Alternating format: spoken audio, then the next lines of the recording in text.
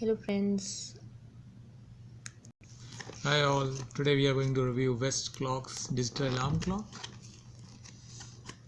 So we are going to unbox it, and before unboxing we'll show you it was like this only.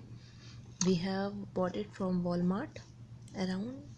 And this is touch activated blue black light and a sending alarm is there, 5 minutes snooze is there. And batteries are required, AAA size batteries, which is not included in this pack.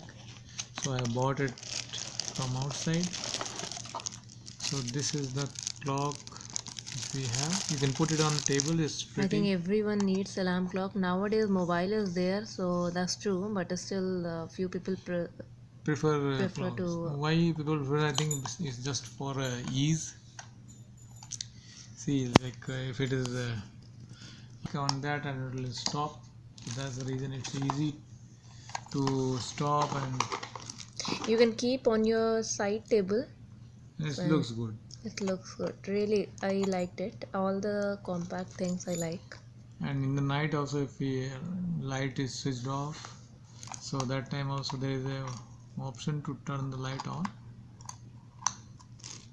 So this is basically LCD alarm clock.